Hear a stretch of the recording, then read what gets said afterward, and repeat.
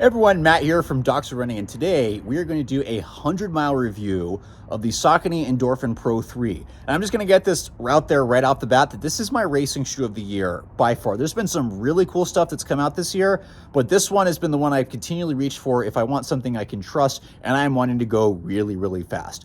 So let's talk about some initial specs here. We've done a sub 2 review in the past. We've done a full written review, but I just want to update you on how this shoe is done over 100 miles. So first of all, durability is actually pretty good. So outsole is still intact despite 100 miles, which this is interesting because I just realized before I did this video that this shoe has lasted longer than a lot of the trainers out there. So, which is a whole nother conversation on how these super shoes, and some of them are lasting a long time, others are not.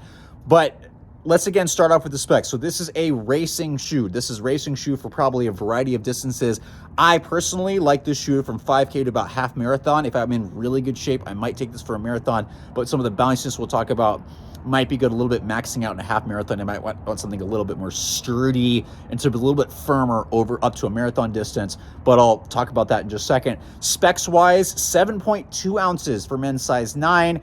Women's size 8 comes at 6.2 ounces. It is 39.5 in the heel, I believe 32.5. I'm going to mess that up for about an 8mm drop up there. So stack height is really up at the max. There is a full length carbon fiber plate. I believe it's an S plate in classic Saucony fashion. It is carbon fiber.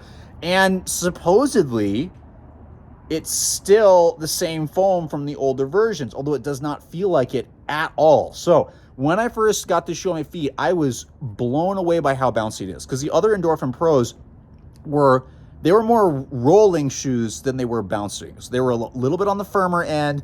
The Power Run PB was firmer than I expected, but it was fine. It rolled along really, really well. It was a rockered shoe.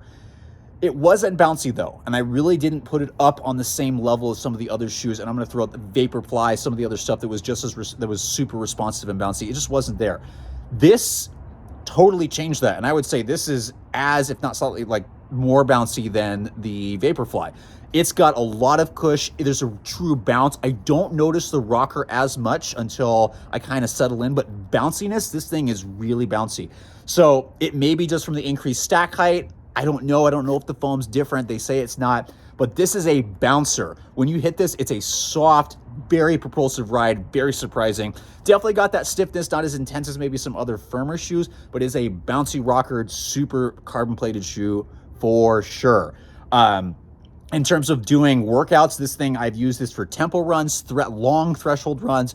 I've used it for short intervals, and it has worked really well for all of them. The one thing, I'm gonna be honest, and some people might know this, I get really nervous training in these types of shoes, but there's enough cushioning here, and it's comfortable enough that I've used it for easy runs when I probably maybe shouldn't have bought the best, but it's very comfortable, which is great. And another reason why if I was in better shape, would definitely consider this as a marathon shoe. Pretty much any different distance, this would be my go-to shoe.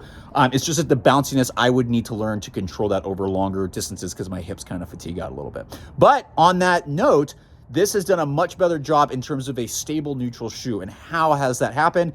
When I need something I can trust over a little bit longer distance, this is the one. The first part is some really great sidewalls here. If you are sensitive to sidewalls, know these are pretty solid, so that might cause you an issue, but if you like these, they're really good. They do a great job. Again, classic Saucony fashion, the midsole or some material comes up around the heel a little bit, so locks this down. The heel counter is pretty flexible and mild. It's never given me an issue while still providing some mild security back here, so it's been really good. But the other thing that's been really great is they use some geometry to fill the midfoot in a little bit. So this has been a really great way to widen the sole a little bit without adding extra weight. I don't notice this gap at all while running, but I do notice this as it creates a little bit more for my foot to kind of crash into and guides me a little bit more down the front. Just really nice. Obviously, they've got the speed roll, which rolls you really nicely forward out the front of the forefoot. So this is one of the better borderline stable neutral shoes, racing shoes on the market. The midsole is very soft. It's very soft and bouncy. So while your foot's going to be locked in really well, because this does fit narrower, while the other Endorphin Pros fit a little bit wider through the forefoot, this one fits more snug, which makes it feel faster and more of a racing shoe up in the front. You can open this up a little bit in the forefoot, but the midfoot and heel fit fairly normal, so I've kind of cranked the laces down to get secure fit.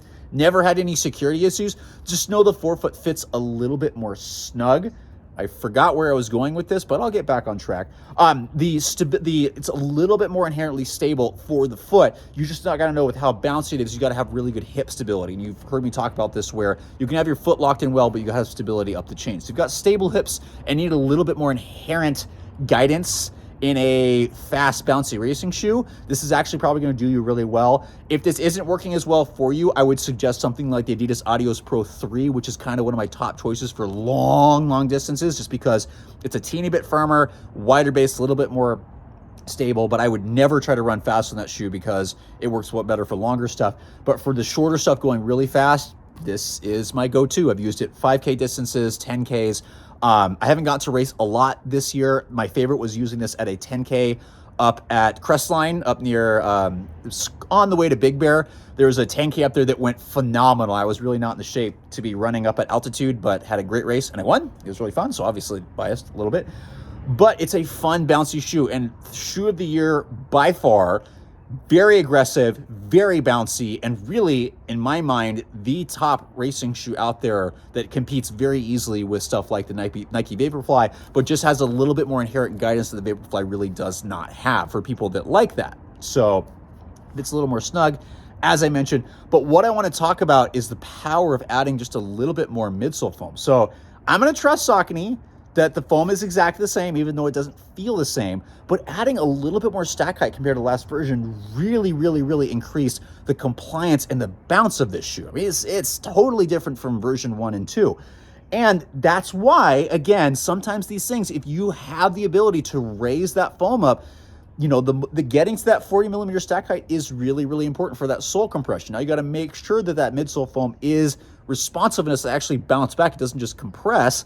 But yeah, Saucony did a really good job with this. The only challenge is for people that have wider forefoot and need a little bit more room here, this may not work well unless you do one of those lacing techniques to give you a little bit more room here. So a little bit snugger, way more bouncy, way more aggressive, and a way faster shoe. I've really enjoyed this. And the durability, like I said, has been really good. I've got 100 miles on this, haven't worn through the outsole. So this outsole material is still there. It's still hanging on well. And the midsole isn't nearly as crazy bouncy as when I first had it. Like, I was almost afraid of this shoe with how bouncy it was, which I've talked about where I really get afraid of it because I don't want this to ruin other shoes, which sometimes happens with shoes that are so bouncy.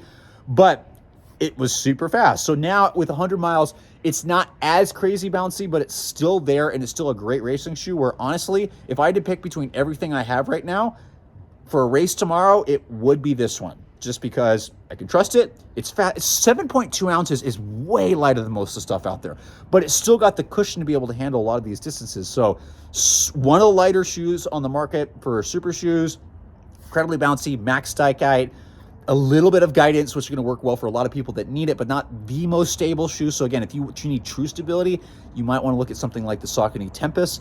There's hopefully going to be some other options out there in 2023, but that's a different story.